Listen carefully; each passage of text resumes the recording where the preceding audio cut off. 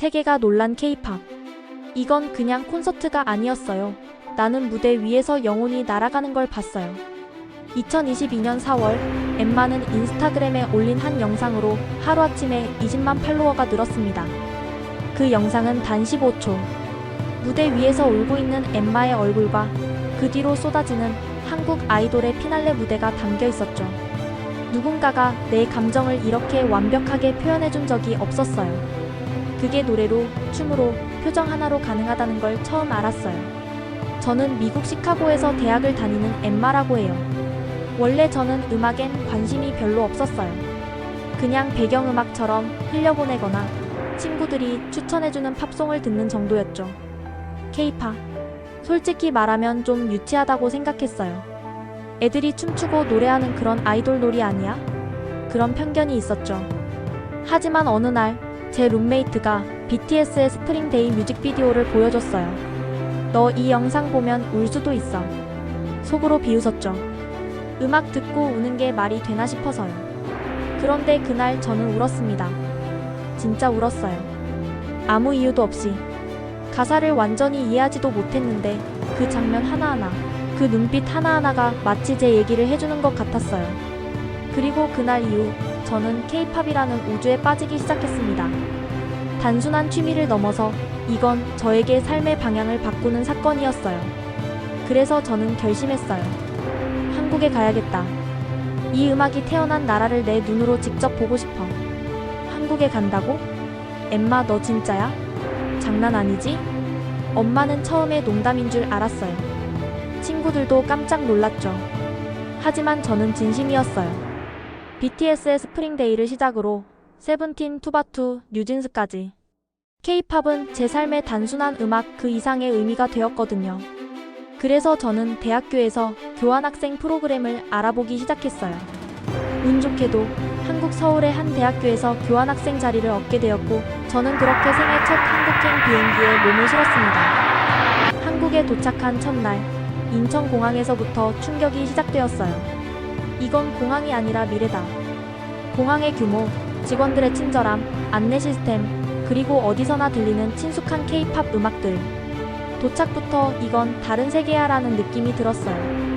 학교에 적응하고 나서 저는 곧바로 가장 큰 목적이었던 K-팝 공연을 보기 위해 움직였어요. 그게 바로 뮤직뱅크 사전 녹화 입장권이었죠. 새벽 4시 아직 해도 뜨기 전부터 줄을 섰어요. 처음엔 내가 왜 이러고 있지 싶었지만 줄에서 만난 일본, 태국, 스웨덴 팬들과 얘기를 나누며 시간이 순식간에 지나갔어요. 우리는 모두 같은 이유로 한국에 온 음악을 사랑하는 사람들이었죠. 드디어 무대가 시작되고 눈앞에서 세븐틴이 등장했을 때 그 순간을 뭐라고 표현해야 할지 모르겠어요. 그들은 단순히 춤을 추는 게 아니었어요. 그들은 무대 위에서 예술을 만들고 있었어요. 군무 하나하나가 살아있었고 그들의 눈빛엔 팬들과 소통하겠다는 진심이 느껴졌어요.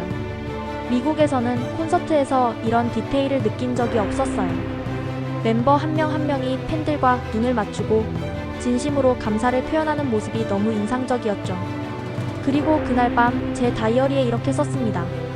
나는 오늘 진짜 사랑에 빠졌어. 음악이라는 이름의 기적과 서울에서의 첫 몇 주는 마치 꿈처럼 흘러갔어요. 매주 음악 방송 사전 녹화에 참여하고 대학 캠퍼스에서 새로운 친구들을 사귀고 홍대와 강남 거리를 걷는 것만으로도 설렜어요. 그리고 무엇보다 K-팝은 제게 매일매일 살아갈 이유가 되어줬죠. 하지만 생각지도 못한 순간 첫 번째 위기가 찾아왔습니다. 어느 날 제가 좋아하는 아이돌 그룹의 팬사인회에 당첨되었어요. 오랜만에 미국에 있는 친구들에게 자랑하려고 인스타그램에 인증샷을 올렸는데 뜻밖의 반응이 쏟아졌어요. 진짜 한국 애들한테 이렇게까지 집착할 거야? 진짜 얘네는 다 똑같이 생겼어. 구분이나 돼? 그 댓글을 보고 심장이 철렁 내려앉았어요. 가슴이 먹먹했죠. 그리고 더 큰 문제는 그날 팬사인회 현장에서 겪은 일이었어요. 줄을 서 있는데 제 앞에 있던 한국 팬 2명이 저를 쳐다보며 뭐라고 속삭였어요. 그리고 그중 한 명이 한숨을 쉬며 이런 말을 했어요. 외국인들 왜 이렇게 많이 와? 우리 자리가 없잖아. 그 말에 가슴이 무너졌어요.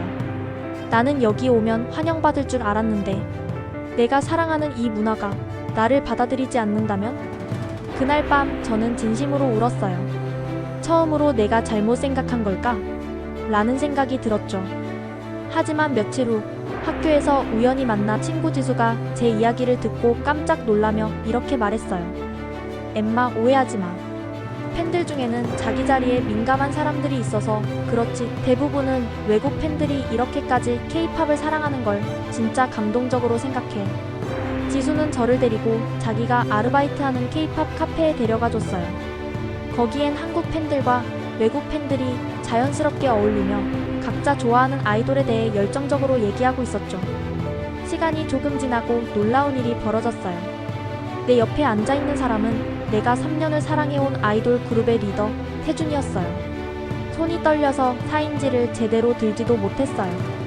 태준은 제 이름을 보더니 천천히 웃으며 말했어요. 엠마, 미국에서 왔다고 했죠? 정말 고마워요. 이렇게 먼 길 와줘서. 그 순간 나도 모르게 눈물이 났어요. 저 진짜 감사해요. 당신 덕분에 힘든 시기를 버틸 수 있었어요. 그는 눈을 크게 뜨더니 정말요? 그 말이 저한테 더 큰 힘이 돼요. 우리 노래가 누군가에게 그렇게 큰 의미가 될 수 있다니 진짜 감사해요, 엠마. 옆에 있던 스태프가 시간이 다 됐다며 부르기 시작했어요.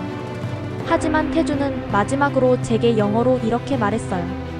Never forget this moment. You're a part of our story too. 그 순간 세상이 멈춘 것 같았어요.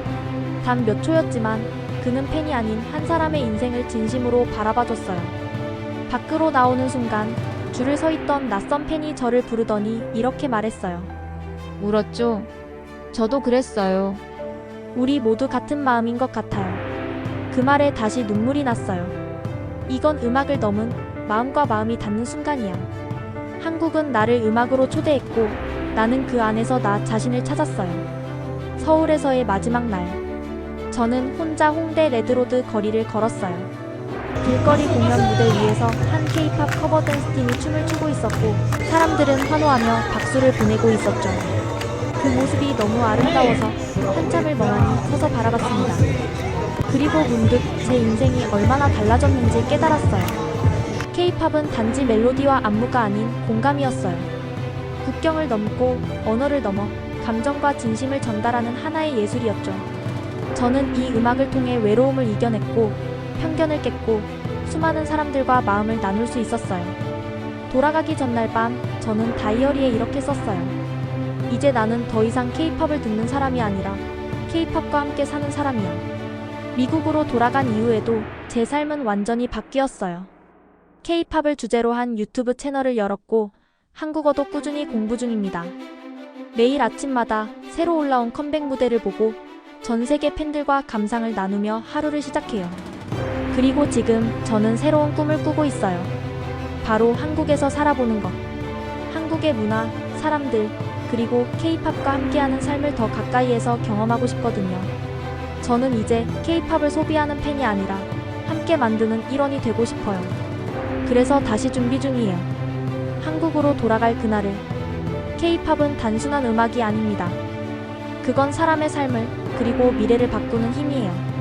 여러분, 이 이야기가 조금이라도 마음에 닿았다면 좋아요와 구독, 그리고 댓글로 여러분의 K-팝 스토리를 들려주세요. 이건 엠마의 이야기지만 사실 우리 모두의 이야기일지도 몰라요.